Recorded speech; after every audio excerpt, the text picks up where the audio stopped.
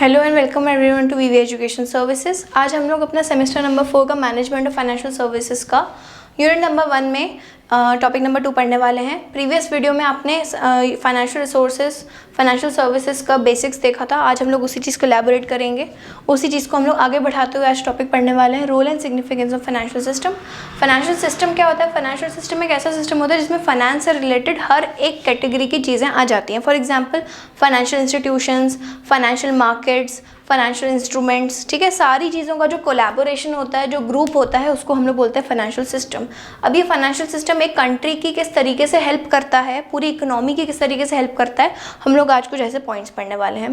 पहला है increase output of the economy. Output कैसे इंक्रीज करता है? हम लोग एक एग्जाम्पल लेते हैं फाइनेंशियल इंस्टीट्यूशन का।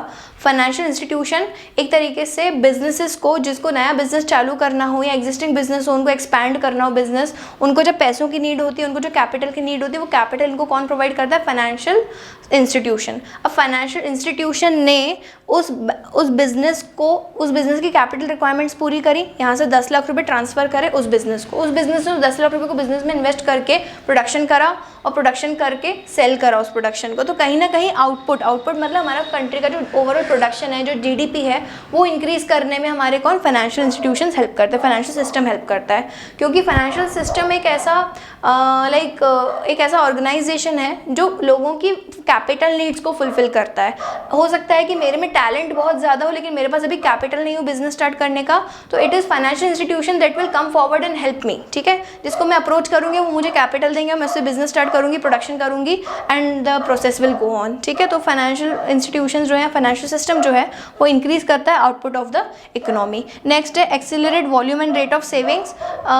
देखो, बैंक्स और फाइनेंशियल इंस्टीट्यूशन जो है लोगों में सेविंग हैबिट्स भी सेविंग हैबिट्स भी बनाते हैं, लोगों को सेव करना सिखाते हैं। कैसे? उस पर इंटरेस्ट देकर, उस पर जो है एक तरीके से आपको अगर रिटर्न्स मिलना चालू हो जाए, तो जो पैसे आप घर में रखते हो, घर में अलमारी में 500 रुपये आप रखे रहोगे, 10 साल बाद देखोगे वो 500 ही रहने वाले हैं। उल्टा इन्फ्लेशन आ जाएगा तो वो 500 रुपये में हम 10 साल पहले जो सामान खरीद सकते थे वो आज आप नहीं खरीद पाओगे, ठीक है। लेकिन अगर उसी अमाउंट को आप बैंक में रख देंगे तो एटलीस्ट आपको कुछ इंटरेस्ट तो मिल ही जाता है। तो बैंक इस तरीके से आपकी सेविंग हैबिट्स को इंक्रीज करते हैं। तो this is the second important point. Next है मेक्स इनोवेशन। हो सकता है मेरे पास एक बहुत अच्छा इनोवेटिव आइडिया हो जिससे मेरी इकोनॉमी को बहुत फायदा होने वाला है, लेकिन मेरे पास आज कैपिटल नहीं, तो again financial institution will help me to get that capital and do some innovation. Next है इकोनॉमिक ग्रोथ। जैसे फाइनेंशियल इंस्टीट्यूशंस है वो सारे बिजनेसेस की हेल्प करेगी, बिजनेसेस कहीं ना कहीं एक तरीके से जीडीपी में कंट्रीब्यूट करते हैं, तो उससे मेरी इकोनॉमी भी बहुत जल्दी ग्रो करेगी। तो जितना स्ट्रॉन्ग फाइनेंशियल सिस्टम होता है किसी भी कंट्री का, उतना ही स्ट्रॉन्ग कंट्री का ग्रोथ रहता है। इकोनॉमिक ग्रोथ को बूस्टर कौन करता है, उसको बढ़ाता कौन है, बूस्टअप कौन करता है? Financial system. So these were the importance and role और significance of financial system. Moving on to next topic, financial market. Financial market को हम लोग डिटेल में पढ़ेंगे। फाइनेंशियल मार्केट मतलब एक ऐसा मार्केट जहाँ पे buying and selling of securities होता है। जैसे आप कोई भी मार्केट देखेंगे वहाँ पे buying and selling of goods होता है। क्लॉथ मार्केट देखेंगे, buying and selling of goods, ठीक है। तो ऐसे ही फाइनेंशियल मार्केट में क्या आ जाएगा? Buying and selling of securities, financial securities, for example share, debenture, mutual funds, ये सारी सिक्योरिटीज जब बाइंग एंड सेलिंग होती है जिस मार्केट पे, उसको अपन फाइनेंशियल मार्केट बोलते हैं ना। Financial market is not a physical platform, geographical area, but एक सिस्टम, एक प्लेटफॉर्म है जहाँ पर सिक्योरिटीज का बाइंग एंड सेलिंग होता है। कोई फिजिकल मार्केट नहीं है, ये सिर्फ एक प्लेटफॉर्म है, ठीक है। तो कैपिटल मार्केट क्या होता है, मनी मार्केट क्या होता है? अगर मुझे लॉन्ग टर्म के लिए पैसा चाहिए, अगर मैं एक बिजनेस हूँ और मुझे लॉन्ग टर्म के लिए पैसा चाहिए, मुझे पैसा चाहिए 2 साल के लिए या 5 साल के लिए, तो मैं कैपिटल मार्केट के इंस्ट्रूमेंट्स यूज़ करूँगी। कैपिटल मार्केट में इंस्ट्रूमेंट्स कौन से होते हैं? शेयर्स होता है, डिबेंचर्स होता है, long term bank loans. On the other hand we have money market.